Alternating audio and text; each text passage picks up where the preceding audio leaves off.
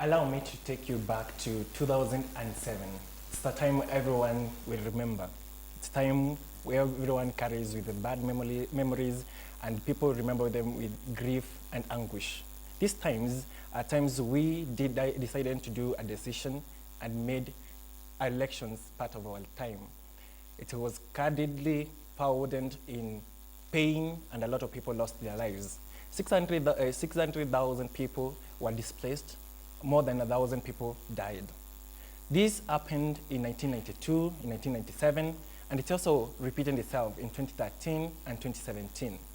So what can we do to make sure that we don't repeat this again, that we have peaceful elections and people are saved from death and other related issues? This is the question we are asking this afternoon. Who is responsible to keep or maintain peace during this electioneering time? I'm joined by a great panel here, and we will be discussing this issue in the next 1 hour. Join us, give us your comment, your questions, and your suggestions. We are the Africa Youth Leadership Forum. We are hosted here at Harriet Apartment, Arboretum, and we will be doing this one with my panel, and I'll welcome them now to introduce themselves so that we can get started. Welcome. Good afternoon all. My name is Samuel Budoy. I'm from Global Peace Foundation. I'm in charge of, I'm the Chief Program Officer in charge of youth and peace building. Nice to be here. My name is Colin Solwach, a lawyer and economic analyst, and a member of Africa Youth Leadership Forum. I'm pleased to be part of this conversation. Thank you very much for joining us. My first question would be, what role do you think this institution, and now Samuel, that you work with such an institution, play in making sure or educating the people, the citizens, the voters, the politicians, and opinion makers to maintain a peaceful election or to be able to take part in a peaceful election? So basically, it's I think it's it's an all-round thing where we need to involve everyone. It's not specifically for the youth or for the elderly or for the women, but it's entirely when we need to also empower our institutions. We need to empower the IBC. We need to empower the institutions like the NCIC and what KEPSA, the private sector, are doing. And basically, just to mention, the most important thing is to engage the young people. You know, what we call the people-driven manifesto. It's the most important thing. So the people, the political parties go to the ground and engage young people and get their needs, you know. Not necessarily from a politician.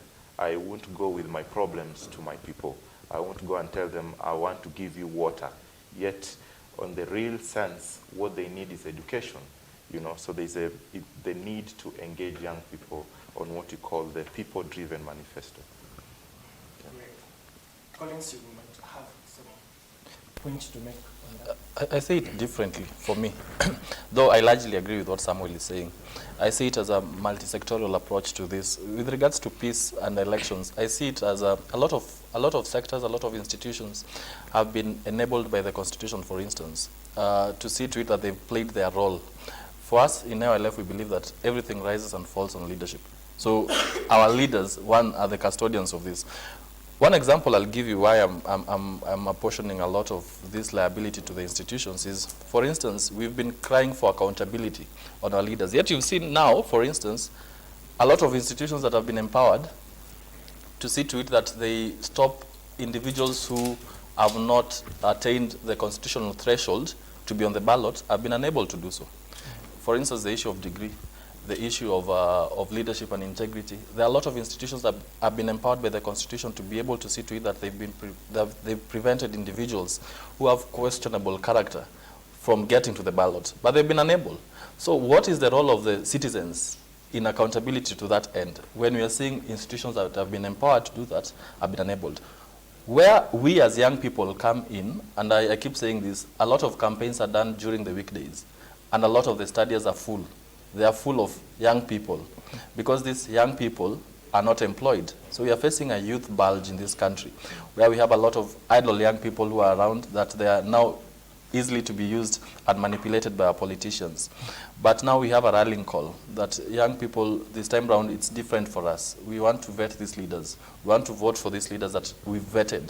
And someone was talking about the manifesto, that we now as young people come together and say, how realistic are the things that we're being told are going to change our lives? You see, in the next 5 years, we are going to be different. In the next 5 years, the kind of decisions you're going to be making now have very huge ramifications on the future of our lives. So I'm saying all of us have a role to play in ensuring that we have peaceful elections. Let institutions that have been empowered and established in the Constitution to do their work. We as young people are going to do our work. We are going to ensure that after we've vetted these leaders and we've voted for them, we're going to maintain peace. Oh, great. Welcome, Engineer. And I think you can do a good introduction as we keep the conversation going. An introduction. Okay, good afternoon. Pleasure being here. Thank you, Rosalia, for holding this and those ones online. We truly appreciate being part and parcel of the discussion today. My name is Martha Cheruto. I'm in charge of the foundation and the projects within KEPSA, being the deputy CEO there.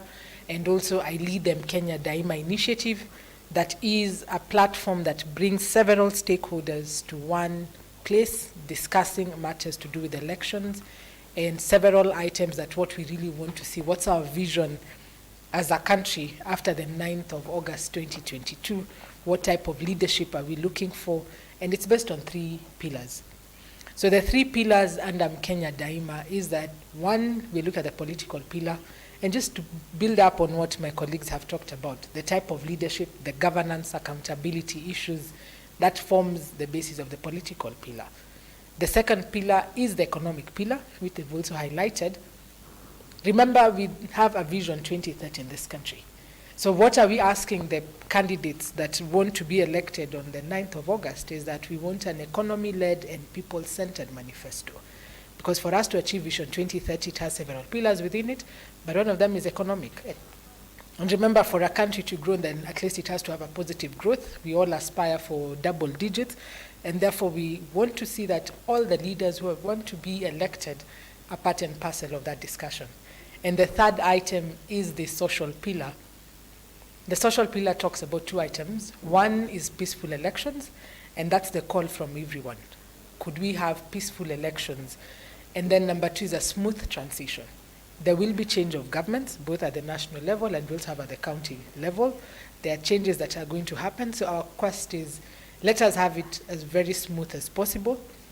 Let us look at these elections as one of the normal events, just as a normal public holiday. You've gone in, you've voted, go home, wait for the results, and let the institutions play their role, and then move in.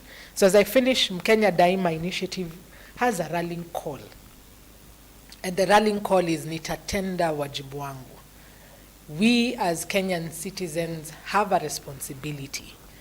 One, from the Constitution, it asks us to vote, so it is our right. Number 2, we want to ask that let us all kagua kabla kuchagua.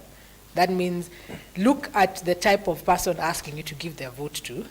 Do they suit the Chapter 6 of the Constitution? Are they going to deliver on your interest and your vision as a citizen of this country? And then make that decision based on that. And the third one is dumisha amani. Be the first person responsible for peace, because peace starts with you. So we have 3 items.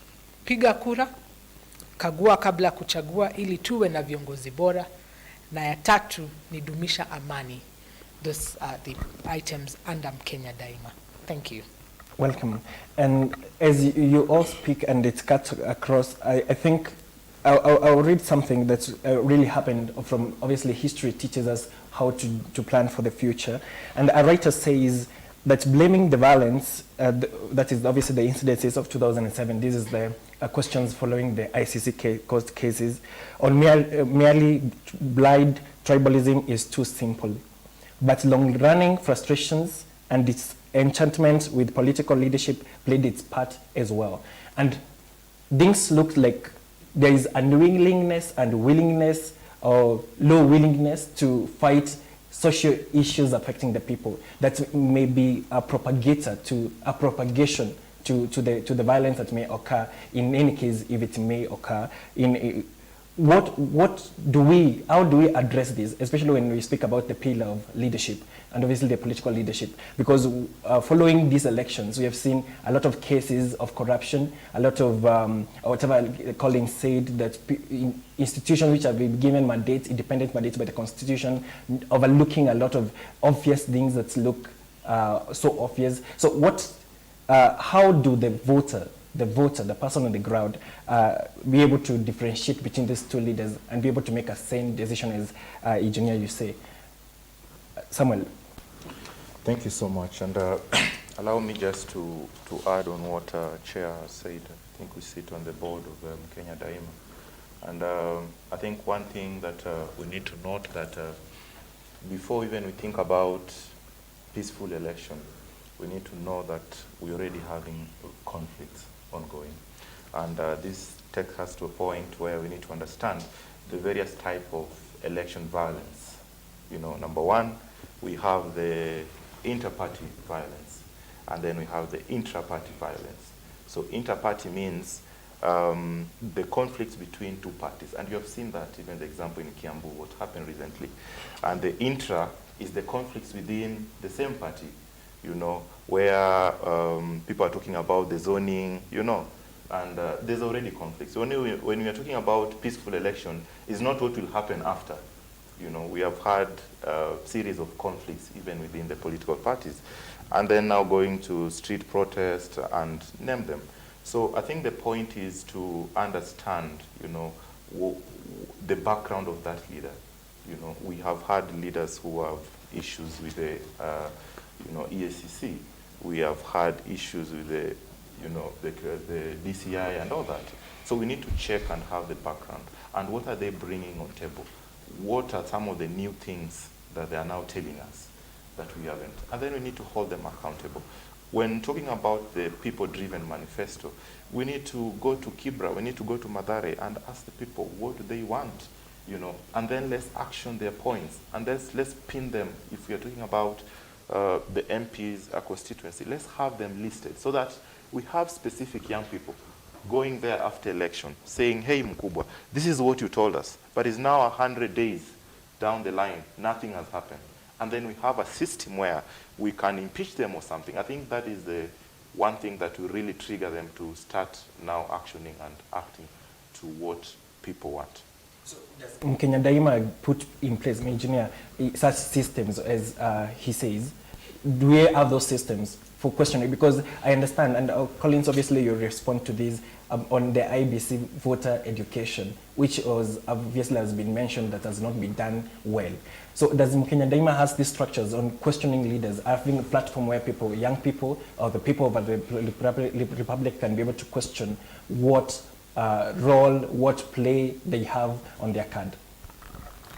So Kenya Daima brings together different stakeholders. Within the stakeholders, we have the business community, and KEPSA takes the lead on that. We have the civil society. We have various institutions around it, and I'm happy that we have Global Peace. Yes, they sit on the steering committee. We also have the youth, and AYLF is one of them. We have the media with us. We have the religious leaders. So when you look at that combination, it tells you that everyone has a role to play. That's number one. So number two, on the rallying call of Nitatenda Wajibu Wangu, it is a query that, or a question that we're challenging everyone. An institution has a mandate.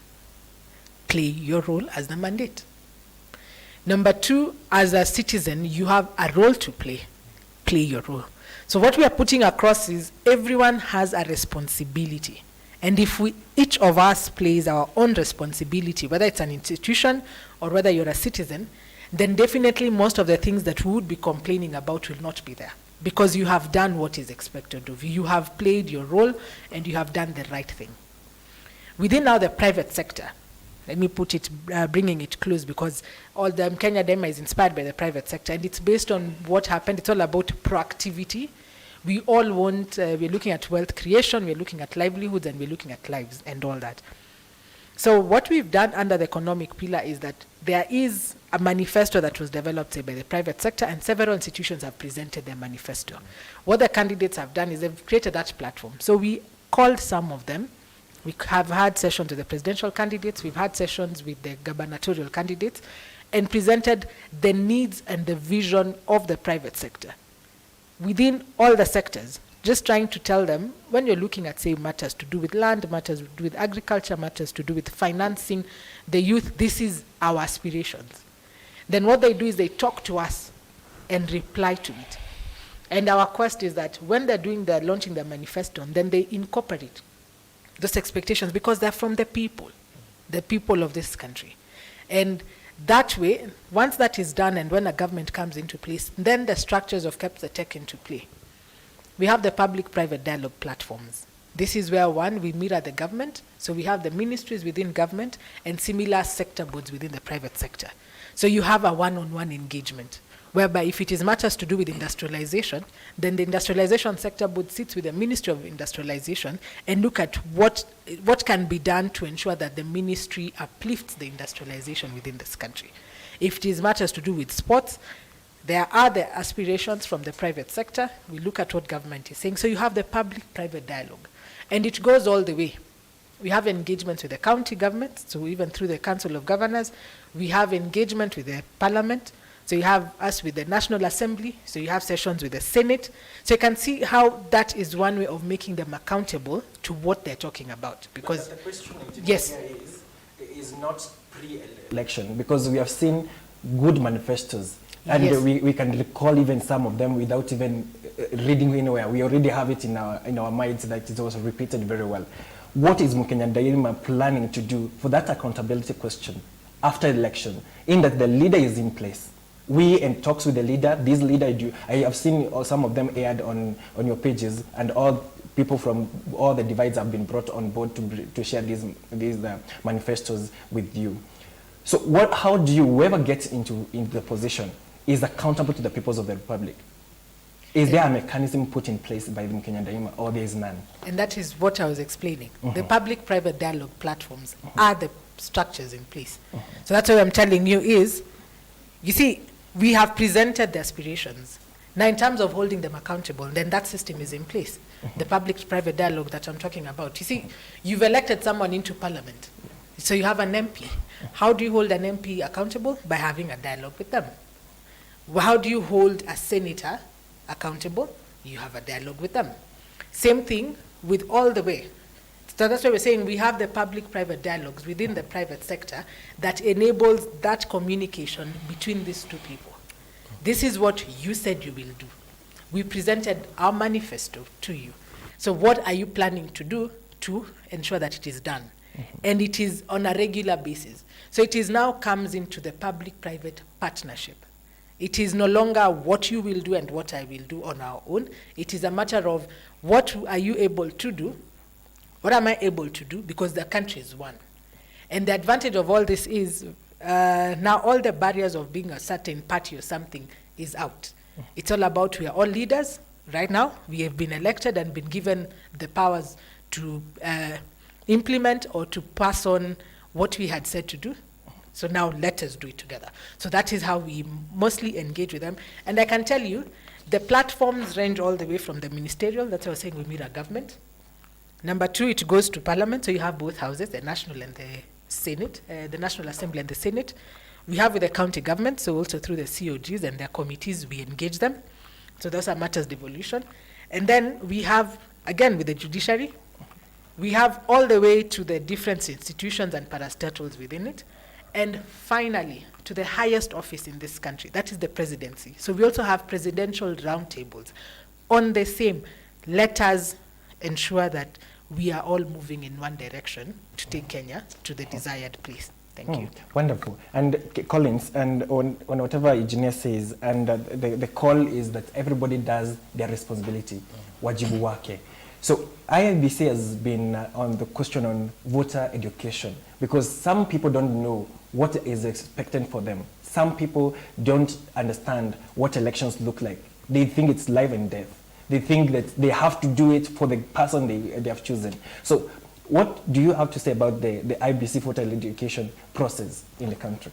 Before I respond on the role of IBC on voter and civic education, let me piggyback on what you had asked, Samuel. Kenyans are generally a peaceful people, and I'll give you 3 examples on why I say Kenyans are peaceful. One, we now have high cost of living, skyrocketing prices of a lot of commodities. Kenyans are not protesting. They're not on the streets. Though they're disenfranchised, but they're not on the streets protesting. They're not burning houses. The courts stopped BBI. Nowhere in this country did you report violence.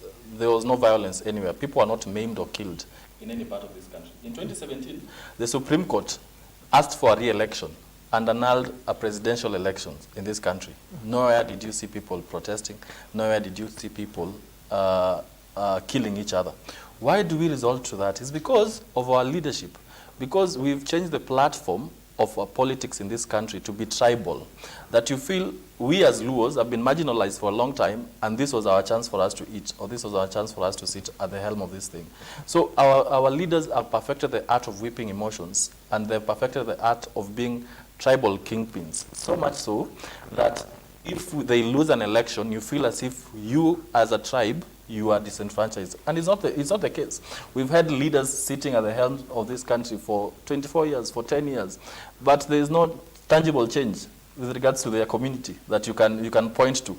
Now that is where Mkenya Daima and LF is coming into. We are saying, when engineer talks about kukagua, we are not about, are you a youth, or are you a woman, or are you a young person, or are you an old person? Ours is to vet you.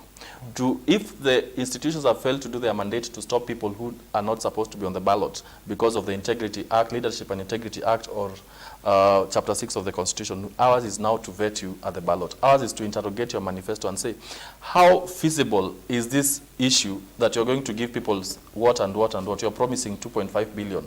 How feasible is that under our budget? Because the budget is going to be passed. The budget has been passed. You're coming under the backdrop of a budget has already been passed. How is that going to be realistic in 100 days? That is our role, to question that. When you talk about the role of IEBC, I saw a time that IEBC had refused to be part of multi-sectorial conversations with other people like the judiciary because they were claiming their independence. I mean, independence that does not insulate you from consultation with people. That is one thing that I feel that they are so wrong. The 2017 elections that were annulled by the Supreme Court, it was an indictment on the IEBC. And a lot of issues were raised on the IEBC. It would be beautiful for IEBC to come out and tell Kenyans on how they've resolved it. You see, a lot of people have been whipped by politicians being told that there is a deep state. That is, after you've voted, there is a deep state that is going to decide who is going to win. And that's why Mkenya Daima is saying one of the mandates we are going to do is kupiga kura. We are blind to that dogma that exists to be a deep state. And that is where IEBC should be coming in, telling Kenyans, when you vote, ours is, we are elected. We are a commission that has been established in the Constitution. We are going to do our role. They take an oath. They're going to do their role to ensure that your vote is going to be guarded. You don't have to go as a young person to be standing outside a tallying center waiting for votes. You do your role. After you've voted and vetted the leaders, after you finish your business, go home, wait for the results. That should be the role of IEBC, telling people, we are going to stand and ensure that your vote is guarded. Your vote means something. There doesn't exist 4 individuals who sit in a cocoon or in a boardroom to decide who is going to be the president or who is going to be the leader of what. So where I see the civic education of IEBC to be really important is to come and to demystify this narrative that has been going on of a deep state or a cabal of individuals who sit somewhere to determine who are going to be leaders. But I think IEBC, as of now, they have room to improve. They have room to improve. With the kind of engagements that are going on, I think they have room to improve to see to it that they have a lot of consultations and engagement to the public insofar as their role is concerned. Yeah. And Samuel, there is something Colin said earlier on hunger, cost of living, and the numbers of people showing up in political rallies on a weekday. Very huge numbers, very big numbers. People are unemployed, totally unemployed.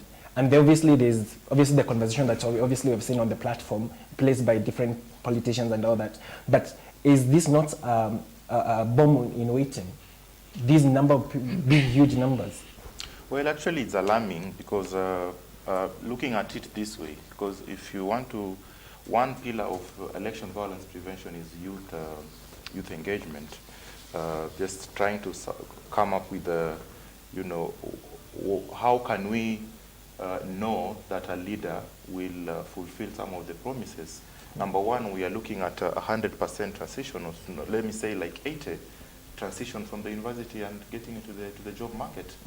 How can we train our young people on issues of workplace readiness, employability skills and all that. So you realize they are so left behind, like the young people, because we have killed down like most companies, because we need them to be available. Because look at it this way. I'm pretty sure, personally, I've never attended any rally because look here, I'm too busy, I have to get at work. That's what we need for our young people. Can we get something meaningful that they can do rather than just being available for misuse by these politicians and attending the rally? I think we can go beyond just attending rally and listening to what they have to say, but how can we have dialogues like the ones now we are having with the governors and the coming presidential debates, so that we have a specific day where they want to articulate what they want to do for us. Yeah. Like let me say the manifesto, so that young people can find time. It's a weekend, so that we are not just available to go and attend the rallies at any time. So we need to find meaningful engagement to young people. We need to create more employment, more jobs for the young people, so that moving forward, we have a better transition. Once you have acquired your degree, 100% you're going to show. And other countries in the Western spheres are doing the same. Making sure that the young people, there's 100% transition from the university, you make sure you get to the job market. I think that will be the best. You feel that one can be done? Not so sure, but that's our prayer. Engineer, now that you said that you had round tables with the presidency, and now also from the comment you made, because we have heard that a lot. Someone promised people to get 15,000 after graduating from university every year. Sometimes back, it has not happened later. Now that you're in the meetings with the presidency, and there have been a question on transition. Some people have not been appointed who are important in transition at this point, 38 days to election. We have seen the person of the presidency siding with one side. What happens during transition? What is Mkenya Daima, or what has happened in those round tables, or the result, maybe to assure the people of our republic that everything is going well? One advantage of being in leadership is giving people hope. And that's what we are all looking forward to, because we all have hope that things will go very well. As a leader, you give people hope that their aspirations and their vision will be implemented. And that is why you, as a leader, you have the quality, and one of the things that a leader needs to have is a vision. So everyone that goes out to listen to them they want to listen to this vision. Is it going to give me hope of a better future? Now, when you have engagements with the presidential candidates, it's the same thing. We have a wish list. That's what everyone has. They also have a dream, and that is why they're putting it on the table. This is their dream as the candidate, and they want it to be implemented by them. And they're going to lead it. They're not going to implement it 100%. They will need we, the citizens of Kenya, to implement it, and the institutions already in place to implement it. So when you look at all that, and then asking ourselves, so what next? And what do we need to do? It's now a matter of bringing in the aspiration, and I always bring it back to the accountability perspective. That you have been told, I'm going to do 1, 2, 3. You have the manifesto printed out. What are you as a citizen of this country going to do about it? And I want it to, again, let us go all the way from the presidency. Remember, we have the 6 positions, yeah? Let's bring it down to the MCA level.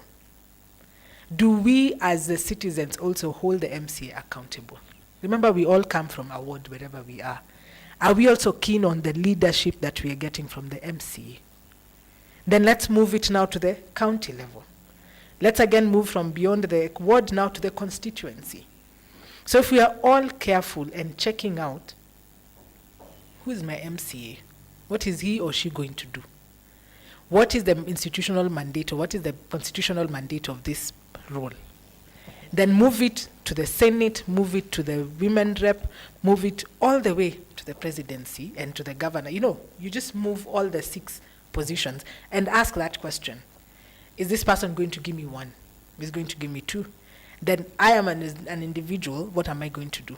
And then there's something that I also want to add into the discussion. You know, most of the time and why we're asking everyone to get out to vote is the feeling that, anyway, at the end, what you're talking about, the transition, it's just 1 vote. But remember, that 1 vote is very strong. We're always told 50 plus 1. So that 1 could be you or me and could be making the difference in this place.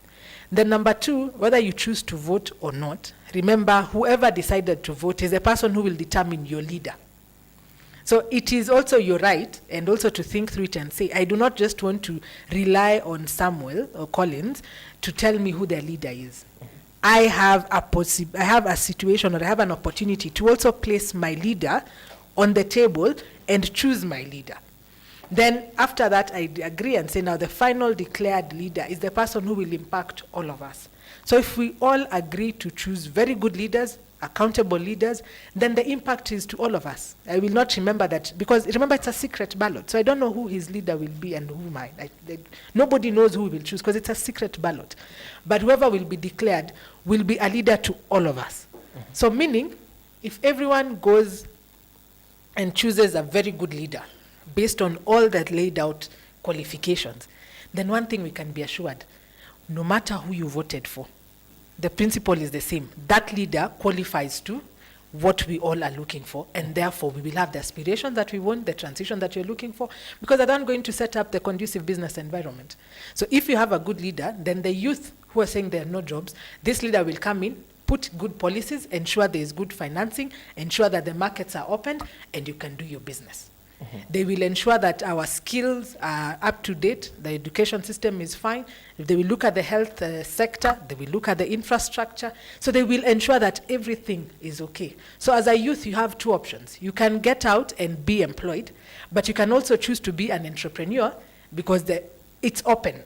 So it is not going to curtail you and make you feel that I only have one way to succeed in life. No. And that's where the hope comes in, that whichever way of employment you're going to choose, whether you will be an employer or you're going to be an employee, then I will enable you to proceed with your dreams.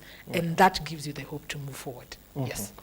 And Collins, just to take us very back from I think the Work Commission, and one of testimony was that I saw 3 teachers from a primary school participating in the killing. And I bring this one to ask a question. Well, we are doing this campaign for peace. Are we getting to the grassroots? Are we doing it from the politician point of view, from the people who are able to access amenities of Nairobi, just to say? Are we going down there? Because it is sad to hear an elite, the person who should be giving guidance in the society, being the person leading the society in the wrong in the wrong road. So are we getting down to the ground? Are we meeting those people, public servants who are working on the ground, those people who are educating in those villages? Are they being met by Mkenya Daima and other institutions which are proclaiming peaceful elections? There is so much we can do, but we are beginning the conversation. The conversation has started. You see, when we light a candle and he doesn't have, his candle is not lit, and it takes light from my candle does not lose its light. That is what we are doing. We keep spreading the message from everyone. We are saying, I will do my responsibility, and we are asking you to do your responsibility. And I'm sure if and viewers are watching us, this conversation is still ongoing. It keeps going to different people. It keeps touching a lot of people. That is what we are doing. We are trusting that when we reach different stakeholders, they're equally going to reach to different opinion shapers in different capacities. It is unfortunate that what happened in 2007, we had a lot of people taking roles, people that we had even viewed as role models. We had people who were even taken to ICC and who are our leaders. You asked a question on these young people who don't have jobs now. And that is why we as AYLF have to stand in the gap for those young people. You see, The young people are showing up for the stadiums, to fill the stadiums because, one, they don't have jobs, and they're relying on the handouts, that they're going to be given 1,000 or 200 shillings, they're going to be given 500 shillings to just show up, regardless of whether they're going to vote or not. The politicians are not interested at the moment now. They're interested on optics, that you're going to, when photos are shared, you're going to see that my campaign was full. So we are using young people now for that. When the elections are over, and this young person has not been given a job, or this young person is still unemployed, who are they going to turn out to? Who are they going to turn out to? That's why we are questioning the economical perspective, and we are interrogating the manifestos. You know, governments are not going to create jobs. They're going to create the environment. You see, the civil servants, the total number of civil servants we have in this country, inclusive of the army, the KDF, everyone, is close to 700,000 from a population of 47 million. So we are talking about 40 million Kenyans who are not in civil service. So the government is just going to enable an environment whereby I can be creative as a young person, that I don't have a lot of tax burdens, that I have to get clearance from 47 people, from my chief, from my PC, from my governor, and all these people. We have a lot of levies. We are going to interrogate, we are going to have a government whereby it's easy for a young person to be able to create a job for themselves. It's easy for a graduate, we are saying 80% and over, it's easy for a graduate, you don't have to be employed, but for a graduate to be able to create a job opportunity. That is what we are interrogating when you are talking about the economic pillar. So for us, we are not saying vote for person A and not B. We are asking you, before you exercise that right of voting, have you been able to vet? Does he meet the integrity, leadership and integrity act? If you look at him, does he have questionable character? If this person, someone said the other day, a leopard does not shed its spots, it keeps retaining them. So if a leader was indicted on matters corruption, are they going to change? Because now it's a new 5 years. No, that's what we are doing. When we've been given a manifesto, yeah, it sounds beautiful, but what is the practicability behind that manifesto? Those are the things we are doing, and we are trusting that as we are starting this conversation, a lot of other people, we are reaching out to a lot of other people to keep the conversation ongoing, so that all of us, at the end of it all, as young people, are going to be able to make a statement in this election. Yeah. And as we get towards the closing, I would like to read some few comments from two. Like we have Steve Biko who says, following these, we must use the tool of civic education and take it to the grassroots. There's obviously the point of grassroots, because it was one thing to say it in Nairobi and one thing to say it in Wajir. Youth Nation says, always keep peace. Don't let politicians incite you against your neighbor and other Kenyans. Elections will come and go, but our brotherhood and sisterhood as Kenyans will stay forever. And I think that's a really, really great message said to the people. And some, as we come to a close. Can I add something? Yes, please. To what you said and how we're going to the roots. Yeah. You see, because Kenya Daima is multi-partisan. In the context, it has many people. But, okay, let me put it the other way. It's multi-stakeholder forum, right? And then it's very non-partisan. So the strength of all the stakeholders within Kenya Daima is what enables us to go down to the people, to the community level.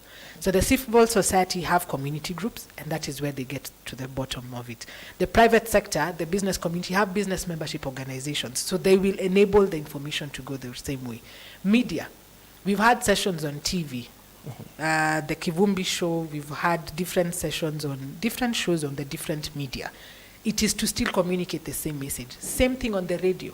We've had sessions on radio all the way to the vernacular language, so that that message reaches out to as many people as possible.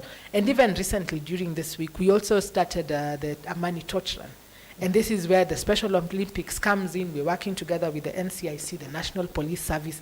So it is to encourage as many collaboration as possible and go to as the farthest of this country.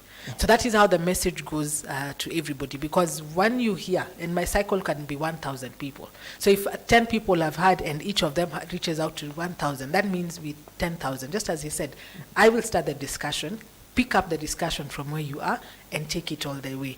And that way, the other thing that we also bring it across to everyone is, remember, some people have businesses.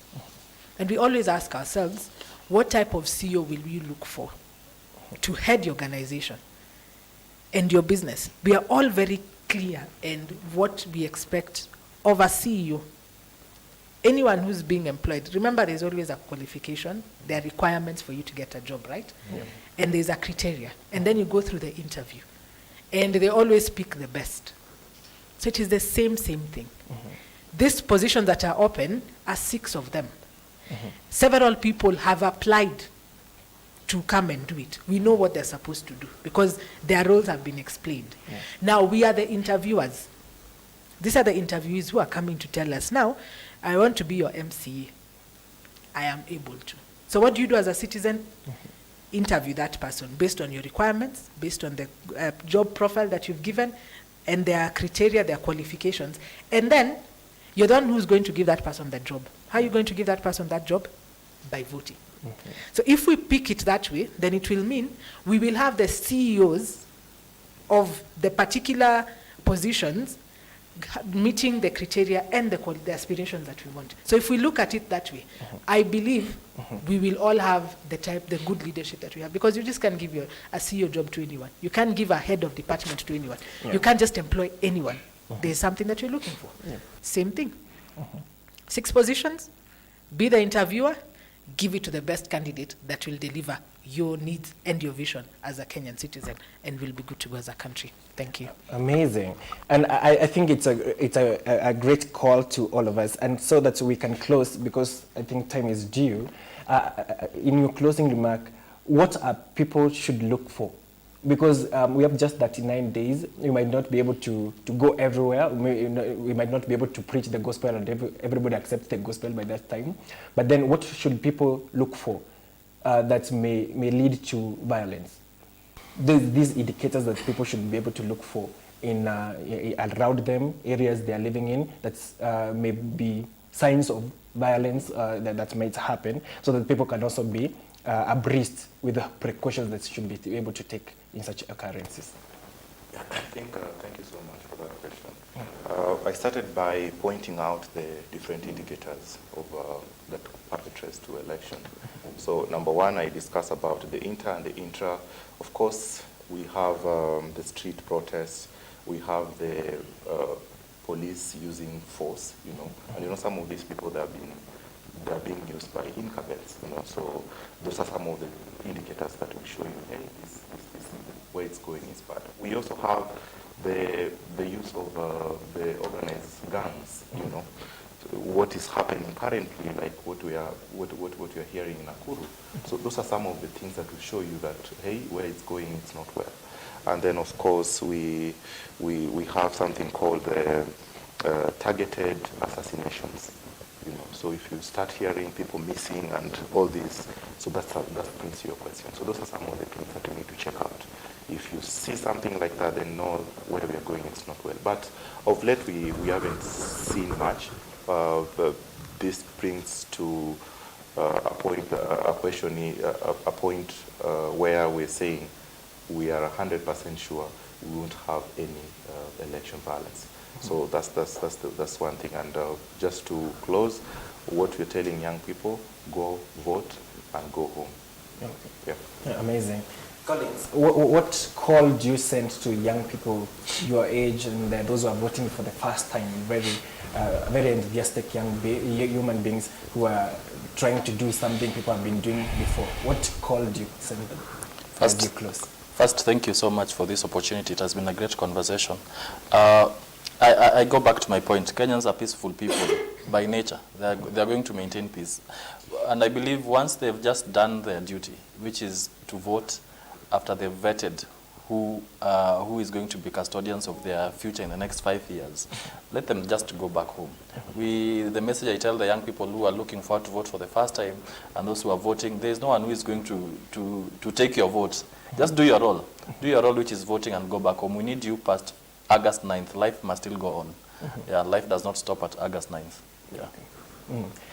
Engineer, and as obviously as you close also, I think you should also have a message, obviously, to important institutions, and so that people might also understand that this conversation is not a sole conversation for one person, not them in the village or somebody secluded. It's a conversation that's being done by everyone. It's a conversation which is due, and it's a conversation which is needed. What call would you send to them, and as well as you close? So my call to everyone is, we are all Kenyans, and this is our country that we only have. From the religious perspective, God put us here to promote this world and to protect it. So because we have that mandate of protecting this world and this country and being Kenyans, then our call is, let us all remember just that commitment that we say, mimi ni Mkenya daima, nitatenda wajibu wangu. When that becomes our commitment and our daily song, then it will enable us to do three things. We will go out to vote, so nitapiga kura, nitakagua kabla kuchagua, ili niwe na viongozi bora, and number 3, nitadumisha amani. So those three things, when we sing it on a daily basis, then we all know that we will wake up on the 10th as proud Kenyans and become a model to the world that Kenya is leading in matters election, that election has just become a normal event. Go out, vote, go home, wait for the results, and move on with life. And that way we will set the best example. And as I close that, I always tell everyone, and myself included, if you're not doing it for yourself, just remember you have a brother, you have a sister who's younger than you. And so the leadership that you put in place for the next 5 years will affect their lives for the rest of their life. So we have their vote with us. So choose wisely, remembering that the next 5 years will depend on that particular vote that you have and the leader you're going to put in place. And we say thank you to AYLF. Let us continue with the discussion. Let us reach out to as many people as possible. Let us be ambassadors. We've seen several institutions coming up. Everyone is saying the same thing. And if we keep to that, because institutions are saying the same thing, the electoral management bodies, the security agencies have put in place to ensure that the country is secure and it is peaceful. So we as the citizens now are doing the same. Even the candidates themselves, the political candidates, have come out to say the same thing. They want peaceful elections. So when everyone sings one message, I believe that the choir is already set, and that is what we'll have on the 9th. Thank you very much. Mm-hmm. So I think it's a great time, and we are grateful for you joining us and bringing your insight, a great insight. It's a call for us, and as everyone has said, it is us. The elections have been there before, they will be there after, and we will still coexist. It is our call to coexist, and I think you as a voter, we have a half of the population going to vote. You as a voter, you have a call to make sure that this nation is built and built in the best way possible. So do your part. And because all of us are speaking of Mkenya Daima, I think it's good to close with the Mkenya Daima slogan. Mimi ni Mkenya, Mimi ni Mkenya Daima, nitatenda wajibu wangu. So I think it's good we all say at the same time. In 1, 2, 3. Mimi ni Mkenya daima, nitatenda wajibu wangu. Thank you very much. See you in the next.